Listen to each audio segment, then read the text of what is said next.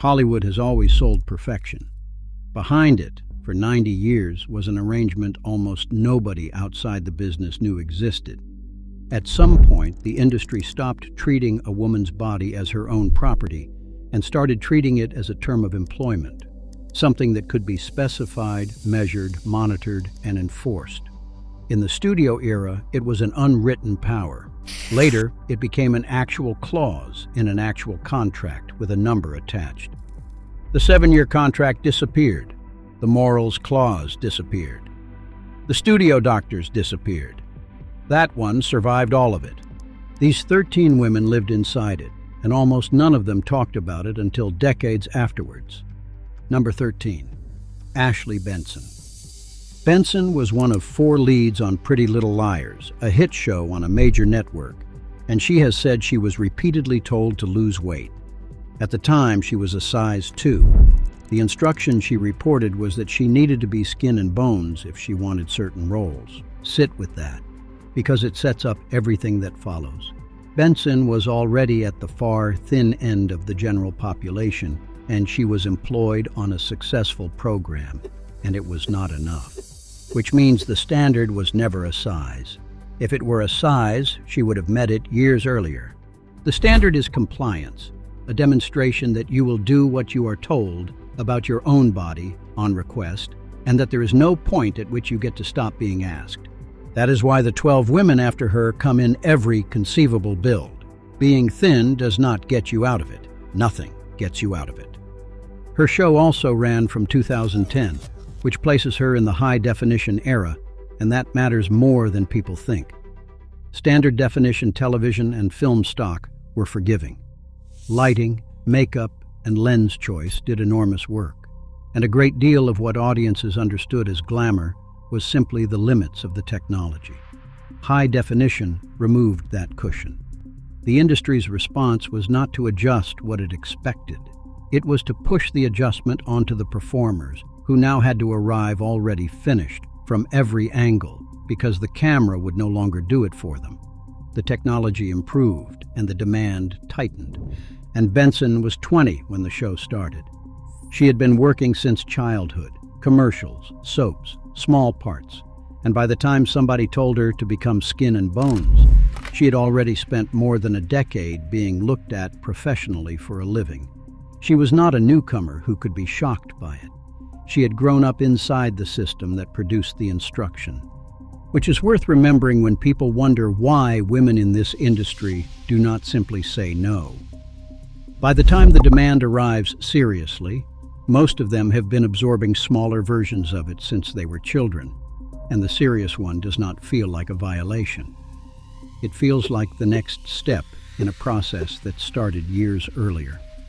Number 12. Anne Hathaway. Hathaway was 16 and had just been cast in her first television role. She has described being told, "I'm not saying you need to lose weight, I'm just saying don't gain weight." A 16-year-old hears the second sentence as the first, which she has said herself and which anyone would. But look at the construction of it, because that is a piece of professional language rather than a slip of the tongue. Nobody said anything that could be quoted against them afterwards. Nobody issued an instruction that could be refused. What was actually communicated was that her body had become a subject her employer was tracking, that a change in it would create a problem, and that she should work out the rest herself. That is a management technique, and it is a very good one. It is deniable. It requires nothing in writing. And it moves the entire burden onto the person being managed, because from that afternoon on, she is the one doing the monitoring. And she will do it far more thoroughly and far more cruelly than any executive ever could. Hathaway also introduces the pattern that runs underneath this whole list, which is the age. She was 16. Katherine Heigl started at 16. Amber Tamblyn had been working since childhood. Kate Winslet was hearing about the roles for larger women as a teenager. Judy Garland was 13. The demand almost always arrives early, at the point where a person has no professional standing, no other offers, no agent willing to fight for them, and no settled sense of what their own body is supposed to be. and it arrives from an adult in authority, dressed as advice. That is not accidental. The same demand made of a 20-year-old with one credit produces obedience. Made of Emma Thompson, it produces a threat to walk off the picture. Everybody in the business knows the difference, and the demand goes where it works, and she carried it. Hathaway has spoken over the years about her relationship with her own body in terms that make clear the 16-year-old conversation was not a passing moment. She has described periods of extreme dieting for roles and being deeply unwell during at least one of them, and the way that a demand absorbed at 16 becomes a habit at 25 and a permanent internal voice at 35. Which is the thing nobody accounts for when they describe this as pressure. Pressure implies something being applied from outside that stops when the applying stops. What actually happens is installation. Somebody says one sentence to a teenager, and 30 years later she is still the one enforcing it for free, on herself, with nobody else involved at all. Number 11. Amber Tamblyn. Tamblyn had been acting since childhood. She had carried a network drama for years and co-starred in 2 Sisterhood of the Traveling Pants films. After the second one, she has described a Warner Brothers executive telling her that if she wanted to be a leading actress rather than a character actress, she would have to lose weight. The choice, as she describes it, was between becoming something more like Nicole Kidman or accepting a different tier of career permanently. Notice the tone of that conversation, because it is not an insult and nobody was being unkind. It was delivered as career guidance by a senior person at a studio, in a meeting, in the voice of a professional helping a young performer understand a market. And here is the part that makes it worse rather than better. He was right. He was not lying to her, and he was not exaggerating. 2 categories existed. The categories were sorted substantially by appearance rather than ability. The sorting was real. It was industry-wide, and it determined the shape of a career for 30 years. Which is why so few of these women pushed back at the time. They were not being lied to. They were being handed an accurate description of the business by somebody who worked in it. And the only available response was to comply or to accept the smaller life. And what makes Tamblyn's version distinct is that she was not being told she was unemployable. She was being told she was employable in the wrong direction. The studio was perfectly happy to keep hiring her. It simply intended to hire her for less, in smaller parts forever, and it was informing her of that in advance as a courtesy.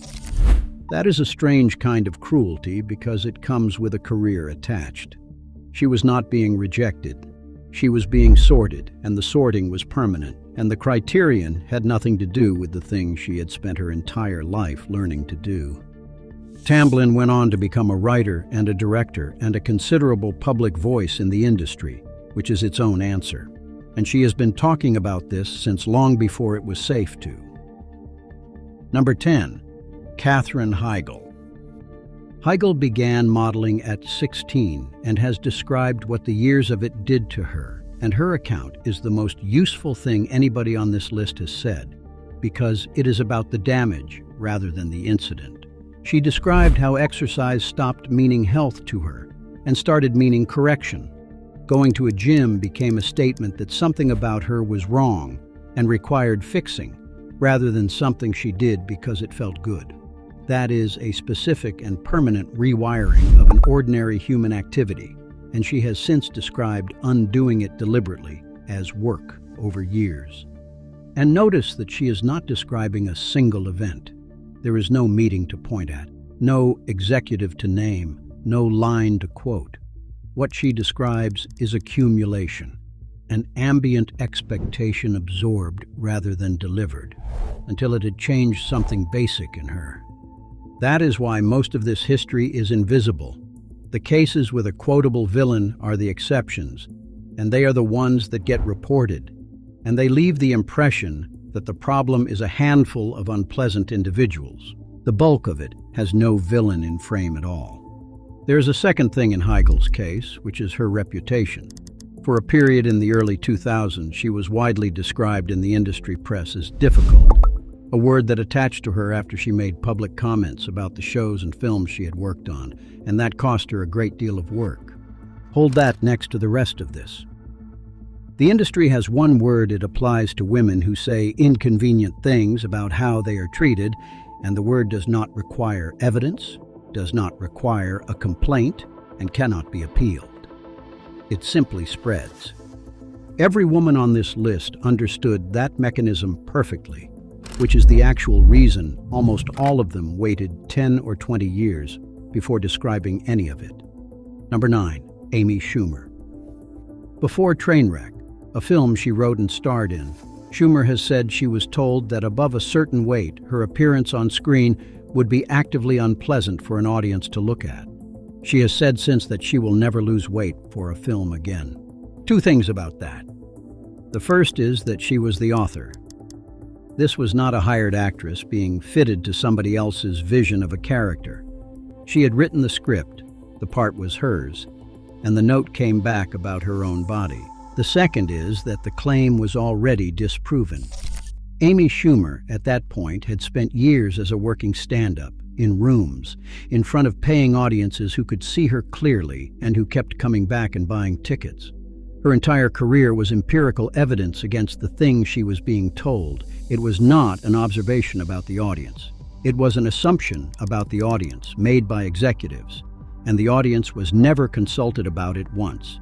And Trainwreck made money. It opened well, it played through the summer, and it made Amy Schumer a film star, which is the outcome the note was supposedly protecting the picture from failing to achieve.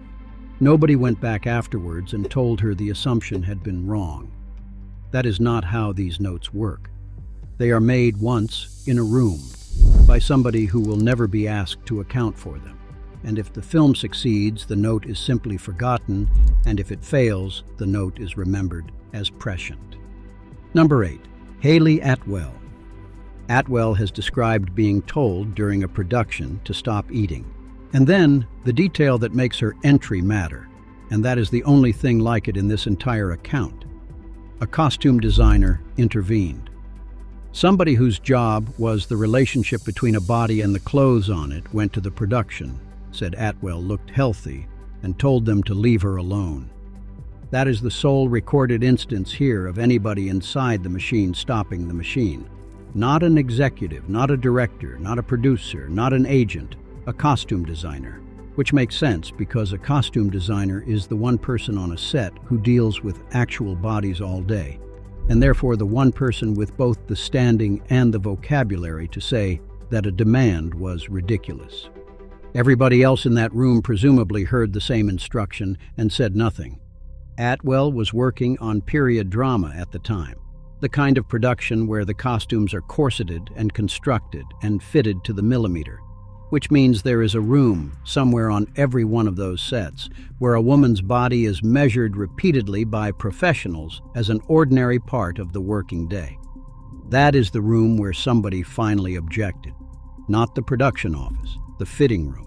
And Atwell has said since that she wishes she had spoken about it at the time rather than years later, which is a thing several of these women have said, and which is not really a criticism of themselves so much as a description of what the industry had taught them was possible.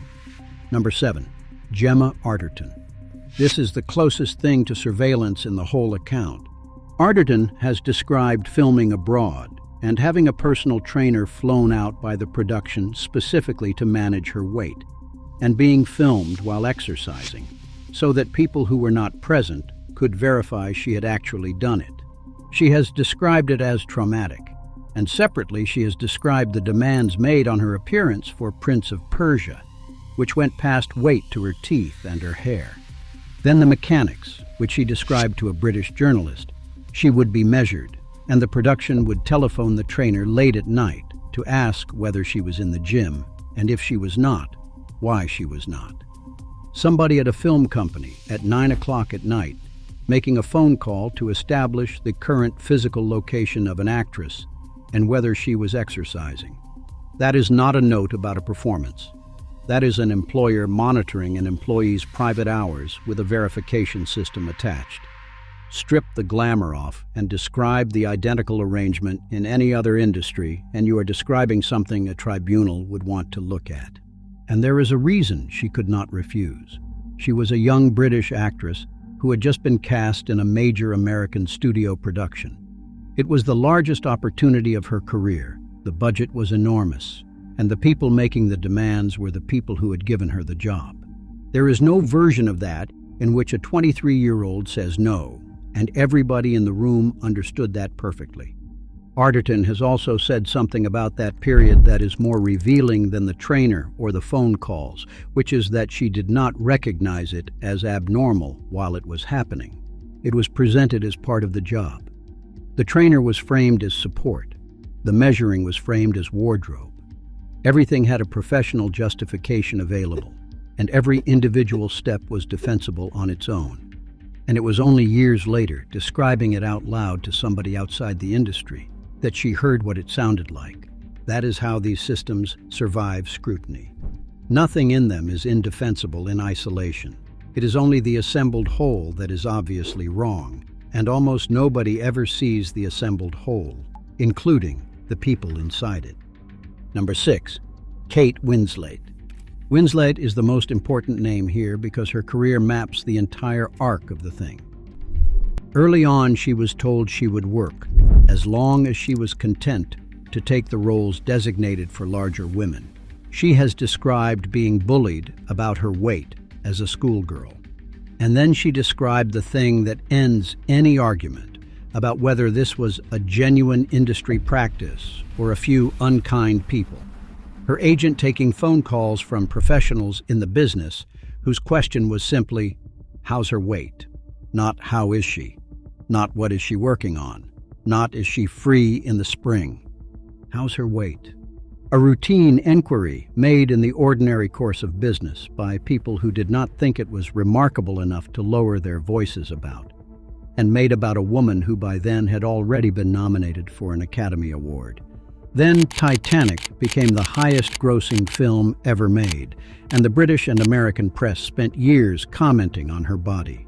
She acquired a tabloid nickname that rhymed with her name and referenced her weight. She was 22, and she was in almost every significant scene of a picture that took over $1 billion. And the public conversation about her performance contained a running joke about her size that was still being put to her in interviews 20 years later. What Winslet did afterwards is the reason she matters more than anyone else here.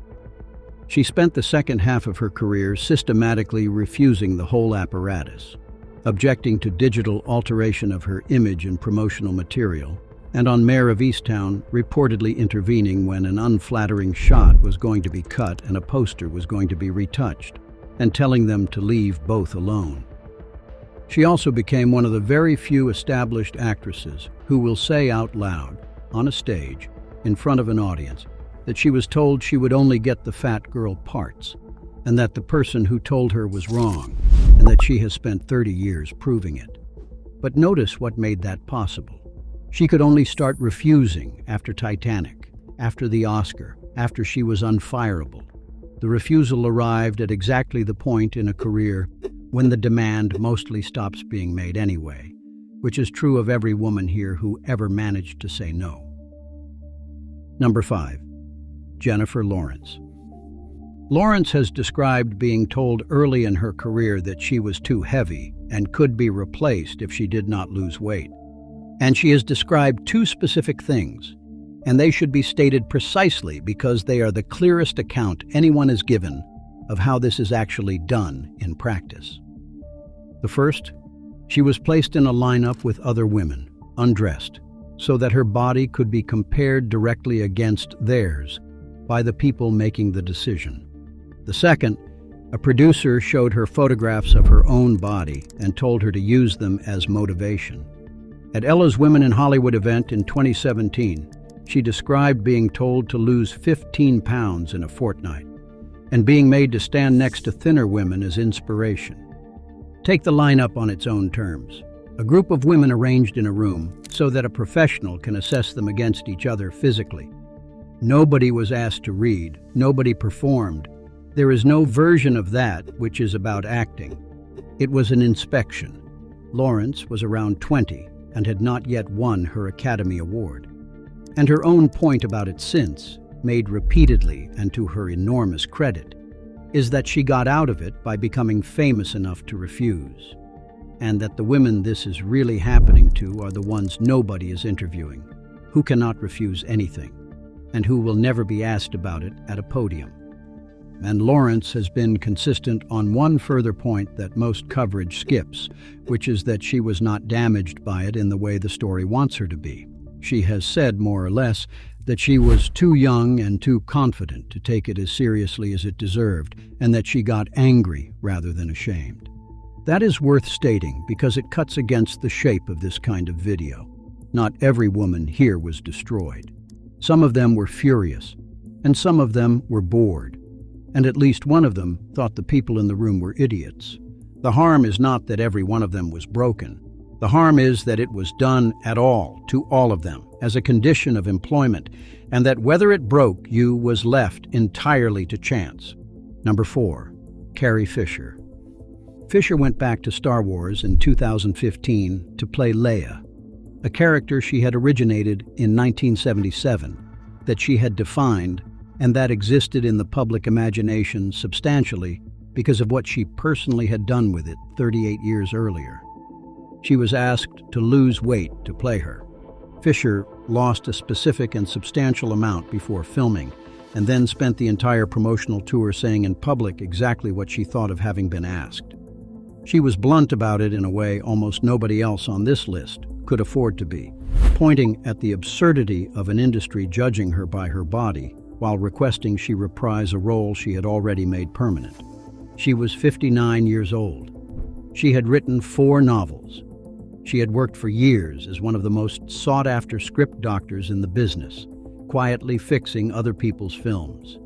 By any reasonable measure, she was worth more to that production than the production was to her, and there was still a condition attached to her body. Fisher had also spent decades speaking publicly about bipolar disorder and addiction, and she understood better than almost anybody alive what it does to a person to be told that the physical fact of them is a problem requiring correction. She died in December 2016, a year after the film came out. And Fisher's response to it is the closest thing this list has to a model. She did not decline, because at 59, returning to a franchise after decades of uneven work, declining was not really available. She complied. And then she took the compliance and made it the subject, talking about it in every interview, refusing to pretend it had not happened, converting a private humiliation into a public argument about the industry that had required it. That is not the same as winning. She still lost the weight, but she made certain that everybody knew the cost of the thing they had asked for, which is the only lever she had, and she pulled it repeatedly for a year. Number 3, Shelley Winters. Winters complicates everything, and the story is dishonest without her. According to a Time profile from 1981, the director George Stevens advised her that gaining a significant amount of weight would move her out of leading lady parts and into character work. She took the advice, and it worked spectacularly.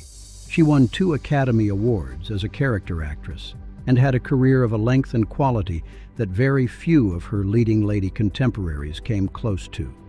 So here is a woman told to gain, who gained and who profited enormously, which proves the thing this whole subject turns on.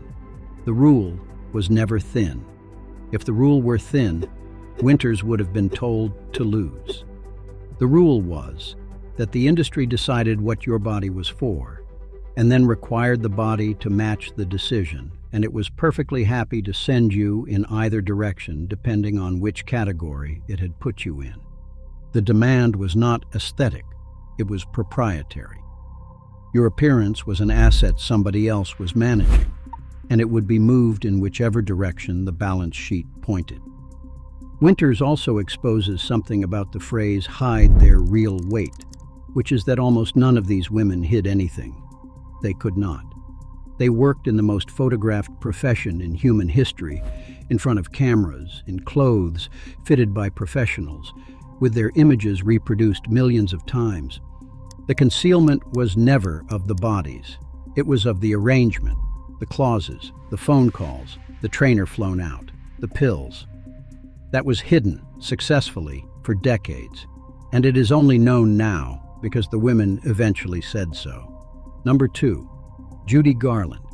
Garland is where all of it begins, and she deserves better than the tone this usually gets told in because it is repeated as a lurid anecdote, and it was not an anecdote. It was a workplace, and she was in it from childhood, under contract at MGM from her early teens, her weight a matter of studio concern and monitored, her food restricted, with multiple accounts of it being physically removed from in front of her. Studio doctors supplying stimulants which served two purposes at once in a system that needed young performers to work extremely long hours and stay small, and senior people at that studio referring to her in terms about her appearance, in language anybody would now recognize immediately as abuse, and which at the time nobody treated as a scandal at all. She spent the rest of her life dealing with the consequences, and they contributed materially to her death at 47. And here is what usually goes unsaid about her. This was not a studio failing to notice a problem. It was a studio running a system. There were doctors on the payroll. There were procedures. There was an industry-wide understanding of what was done to keep a young contract player camera-ready, and it was done to more than one of them at more than one studio for years. Garland is the name everybody knows not, because she was the only one. She was the biggest, and she talked, and she died famously. The other thing her case explains is why the practice was so durable, which is that it worked. The films made money. The Wizard of Oz is among the most watched pictures ever made. Every executive involved in what was done to her could point at a balance sheet and conclude the method was vindicated. That is the engine underneath all 13 of these. Nobody was doing it for pleasure. They were doing it because they believed, often correctly in narrow commercial terms, that it increased a return on an investment. The cruelty was a byproduct of a calculation, which is exactly why it outlived every reform that was supposed to finish it. And there is a second Garland fact that belongs here, which is Renee Zellweger, 60 years later.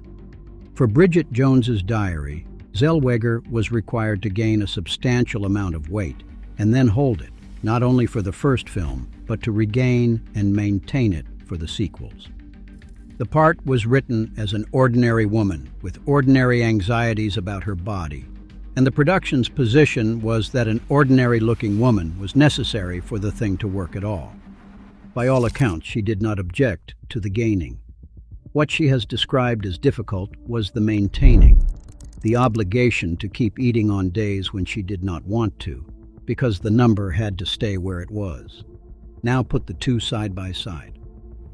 Judy Garland's food was taken away from her by a studio. Renee Zellweger was required to keep eating by a studio. Opposite instructions, 60 years apart. Identical arrangement. Somebody other than the woman deciding what went into her, for the same reason in both cases, which is that the product required it. Number 1, Rebel Wilson. And here it stops being a pattern and becomes a document. Wilson played Fat Amy in 3 pitch-perfect films between 2012 and 2017. The character named herself in the script, and Wilson has been consistently clear that she loved playing her and took no offense at the name. She has called the character confident and ballsy, and she is right, and Fat Amy is the best thing in those films. None of that is the problem. This is, the contracts specified a range, roughly 10 pounds in either direction, and she was required to stay inside it, not asked, contracted. She has said she could not lose a significant amount of weight because it was in the contracts for that movie, that you cannot lose or gain more than about 10 pounds, that you have to stay at the weight, and that it is in your contract. And the reason she wanted to change something was not vanity, and this is the fact the entire video has been building toward. She had been to a fertility specialist. She wanted a child. She has polycystic ovary syndrome, a condition that affects both weight and fertility, and the medical advice she received pointed in one direction while her employment agreement pointed in the other. She waited until the franchise looked finished before she felt able to act on what her doctor had told her. Universal, the studio behind the films, did not respond to requests for comment when this was reported by multiple outlets in 2023. There is no equivalent to that anywhere in ordinary employment. There is no other industry on earth in which a company can lawfully specify the dimensions of a worker's body as a condition of continued engagement, monitor compliance with it, and have that specification remain binding while the worker's own physician advises the opposite. In film, it is standard practice, and the justification is continuity. A character has to look the same across a franchise shot over 5 years. That is a genuine production problem with a genuine commercial cost attached, and the argument is not stupid. And it is also applied to a person rather than a costume.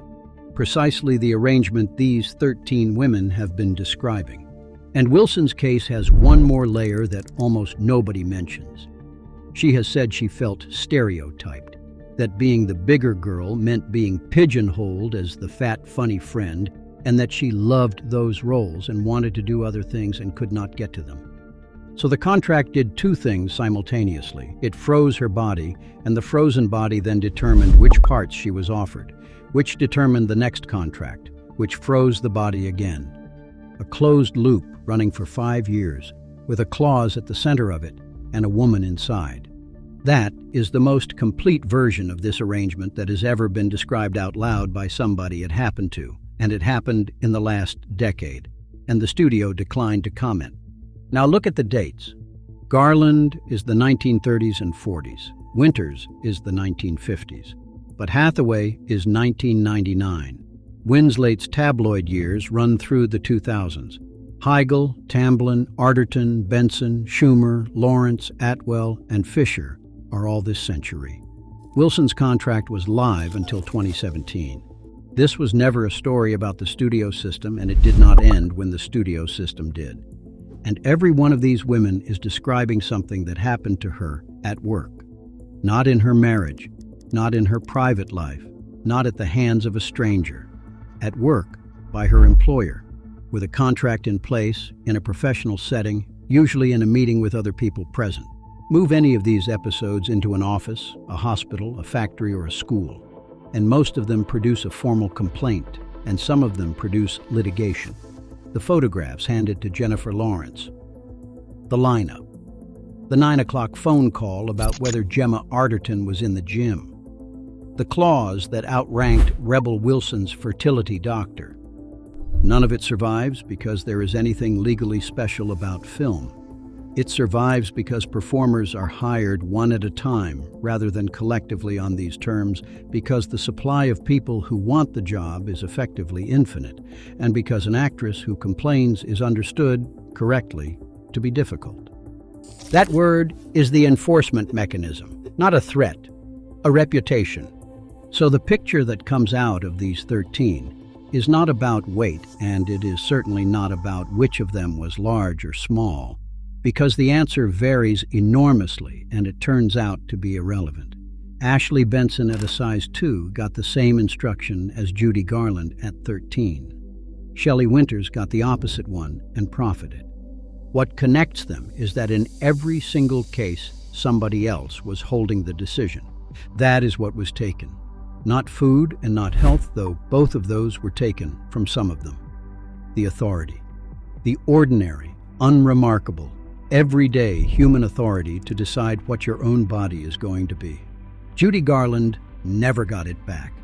Rebel Wilson waited 5 years and an entire franchise for it, while a doctor's advice sat unused. And somewhere today, an agent is taking a phone call from somebody in the business, and the question is not about a script.